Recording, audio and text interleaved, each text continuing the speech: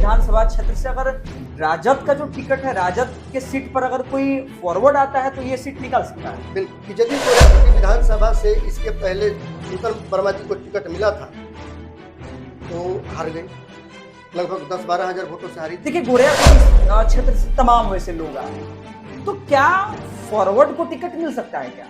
क्या अगर फॉरवर्ड को टिकट मिलता है तो फिर क्या गोरियाकोटी लीड में रहे? लोग हैं वो तो पहले अपना वोट खराब करना नहीं चाहेंगे। जब क्षेत्र में हम लोग भी घूम रहे हैं तो वो लोग कह रहे हैं भाई देखो बउआ, हम वोटवा तो देव लेकिन हम गड़हा में वोट ना डालो। इन लोग के कहना है, इन लोग कहते हैं ऐसा। अभी नमस्कार, आप तमाम लोगों को इस चुनावी चर्चा में आप बहुत बहुत स्वागत है।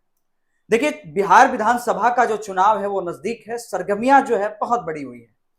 तमाम क्षेत्र में वो तमाम नेता जो हैं अपने अपने समर्थकों के साथ रैली कर रहे हैं, तमाम जगहों पर घूम रहे हैं, लेकिन चुनावी चर्चा अब आप तमाम लोगों के बीच में होनी चाहिए। हमारे साथ निक्कू जी हैं, चुनावी चर्चा के लिए इनको हमने आमंत्रित किया। बहुत बहुत स्वागत है निक्कू जी आपका। जी, आपका भी बहुत बहुत धन्यवाद विवेक जी।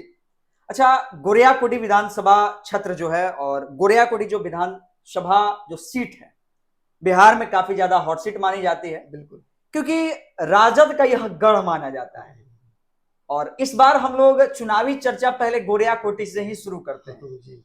तो क्या लगता है इस बार गोरियाकोटी जो है भारतीय जनता पार्टी के हाथों में रहेगी या फिर इस बार कुछ बदलाव होने वाला है?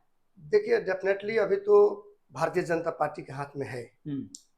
ये सीट अभी भाजपा के पास है। बिल्कुल। और यहाँ के माननीय विधायक श्री देवेश कांत जी है जी। और यदि गोरियाकोटी विधानसभा क्षेत्र से आरजेडी ने टिकट किसी फॉरवर्ड को दिया तो मुझे लगता है कि खेल थोड़ा उल्टा हो जाएगा। मतलब आपके कहने का मतलब है कि अगर राजद किसी फॉरवर्ड को टिकट देती है तो इस बार खेल कुछ बदलाव हो जाने वाला है। जी बिल्कुल। हाँ, क्योंकि इससे पूर्व में जब हनी वर्मा आए थे, जी, हनी वर्मा उनकी मम्मी आई जी, थी, मम्मी माता आई थी, जी, हाँ, नूतन वर्मा जी आई थी जब चुनाव लड़ने के लिए। जी। तो उनसे पहले हमारे विधानसभा से विधायक थे सत्यदेव प्रसाद सिंह, जो क्षत्रिय वर्ग से आते थे, फॉरवर्ड क्लास से आते थे और भाजपा के ऊपर हावी पड़े, जीते और उनके कार्यकाल में कुछ काम भी हुआ। मतलब आपके कहने का मतलब है कि जब सत्यदेव सिंह थे, राजद से थे, तो उस कार्यकाल में काम हुआ? नहीं, काम देखिए, इसमें दो बातें हैं। काम कोई भी विधायक जीतता है तो करता है, इसमें कोई दो राय नहीं है, क्योंकि वो विधायक बना है काम करने के लिए, जनता को सुनने के लिए, जनता का आवाज बनने के लिए, विधानसभा में जाकर के अपनी समस्याओं को दिखाने के लिए। बिल्कुल।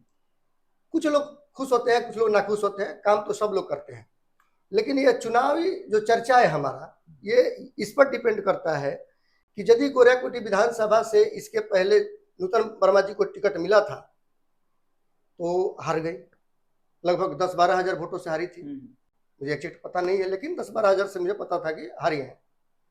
लेकिन यही सीट अगर टिकट किसी फॉरवर्ड को मिल जाए तो मुझे लगता है कि वो जीत हासिल कर सकता है। मतलब आप कह रहे हैं कि अगर गोरियाकोटी विधानसभा क्षेत्र से अगर राजद का जो टिकट है, राजद के सीट पर अगर कोई फॉरवर्ड आता है तो ये सीट निकाल सकता है? बिल्कुल। तो आखिर अभी देखा जाए तो गोरियाकोटी क्षेत्र में तमाम वैसे लोग जो है वो भी भ्रमण कर रहे हैं भाई। सारे लोग कह रहे हैं कि भाई जो टिकट है वो हमारे हाथों में है।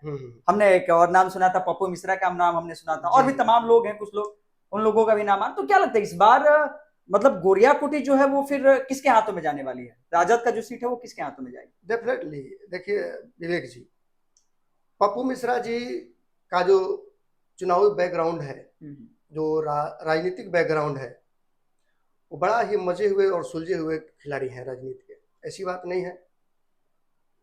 गोरियाकोटी विधानसभा में वो आज लगभग 20 साल से सेवा कर रहे हैं। विधायक नहीं रहते हुए भी कई गरीब कन्याओं का शादी, मतलब ऐसे आपने पता लगाया है? जी, पता लगाया है मैंने। कई गरीब कन्याओं का शादी।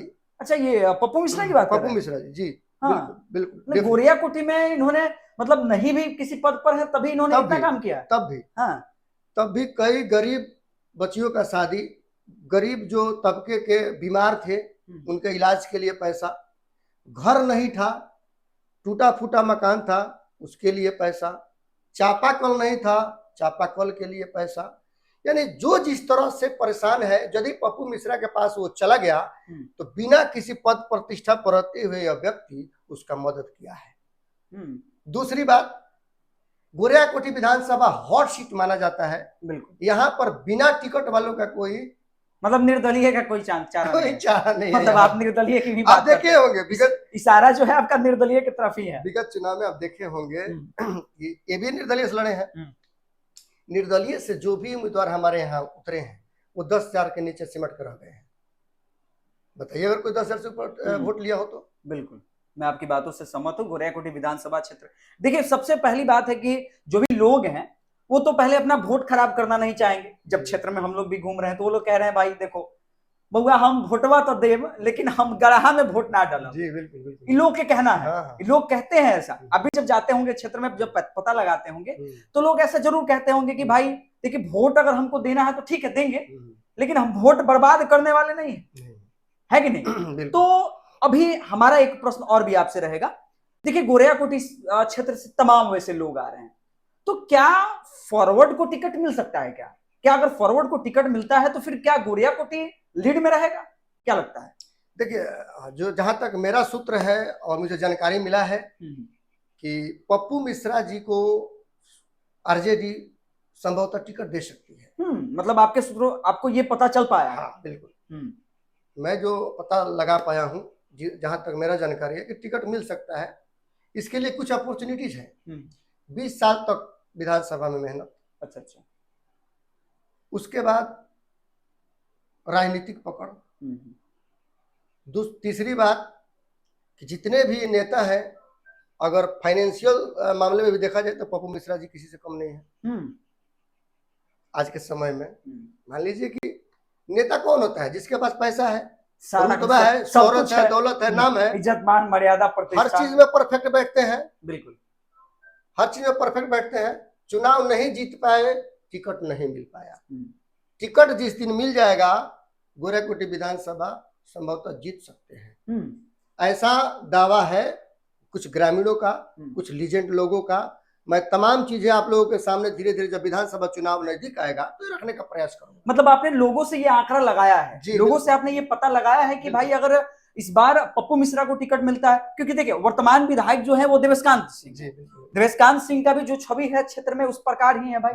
ये भी थोड़ा सा एकदम मतलब क्षेत्र में जब वर्तमान विधायक है तो जाहिर सी बात है कि क्षेत्र में कुछ पकड़ इनका है। तो जो भी रहेगा, जो भी कैंडिडेट आएंगे, राजद से आए चाहे वो किसी अलग पार्टी से आए, तो तमाम लोगों का लड़ाई तो सीधे इनसे होगा। बिल्कुल होगा। मतलब देवेशकांत सिंह से होगा। जाहिर सी बात है कि भारतीय जनता पार्टी के जो विधायक हैं उनसे लड़ाई होने वाला है। तो क्या लगता है पप्पू मिश्रा को अगर टिकट मिलता है तो इस बार मात दे पाएंगे क्या फिर बीजेपी के लीडर को? देखिए डेफिनेट, अगर देवेशकांत सिंह जी का बात किया जाए, उनके फादर भी विधायक रहे हैं। बिल्कुल, ये भी वर्तमान में विधायक हैं। भारतीय जनता पार्टी का आप कुछ बात समझ लीजिए कि भारतीय जनता पार्टी का कुछ कोर वोट है, सेम आरजेडी का कुछ कोर वोट है। और जब भी व्यक्तित्व इंडिविजुअल लेकर जब ऐसे नेता आएंगे, आरजेडी के टिकट से जब ये आएंगे तो इनका जो कोर वोट आरजेडी का है वो तो है पहले से। बिल्कुल, एमवाई समीकरण तो पहले से है। जी बिल्कुल है।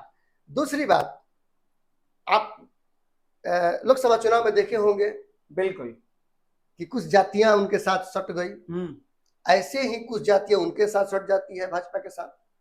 अरे देवेशकांत सिंह का भी तो कोई कुछ वोट है ना, भाजपा के अलावा कुछ वोट है ना जी। बिल्कुल, उनके स्वजातीय लोगों का भाई वोट तो है। जाहिर सी बात है कि उनके स्वजातीय जो लोग हैं उनका तो वोट उनके साथ रहेगा है। सेम बात यहाँ समझ लीजिए कि पप्पू मिश्रा के साथ भी इनका कुछ व्यक्तित्व वाला वोट जो है वो है पहले से। और आरजेडी का कोई जो कोर वोट है वो मिल जाएगा इनको। आरजेडी का जो कोर वोट है वो इनको मिलेगा और जो इनका व्यक्तित्व का वोट है वो मिलेगा। तो मुझे लगता है कि 10 से 12 हजार का जो जीत हासिल हुआ था विधानसभा में हमारे वर्तमान विधायक जी का, तो यहाँ पर किसी फॉरवर्ड को यदि टिकट मिलता है तो डेफिनेट वो जीत हासिल कर सकता है। चलिए, इस चुनावी चर्चा में हम लोगों ने गोरियाकोटी विधानसभा पर चर्चा किया कि आखिर गोरियाकोटी विधानसभा जो क्षेत्र है वो किस प्रकार का है, यहां से लीड करने के लिए क्या कुछ होना जरूरी है, क्योंकि यह जो सीट है गोरियाकोटी काफी हॉट सीट बना रहता है। जब भी हम लोग क्षेत्र में घूमते हैं तो लोगों का ये भी ओपिनियन रहता है कि भाई क्षेत्र में इस बार कुछ ऐसे कैंडिडेट आए जो लोगों के सुख दुख में शामिल रहे। लोगों का ऐसा ओपिनियन रहता है। बाकी चुनावी चर्चा के बारे में आप तमाम लोग क्या कुछ सोचते हैं जरूर बताइएगा। परिचय के लिए हमारा नाम विवेक है और हमारे साथ निक्कू जी थे और कैमरा के पीछे दीपक जी थे। बाकी बहुत बहुत धन्यवाद आप तमाम लोगों का।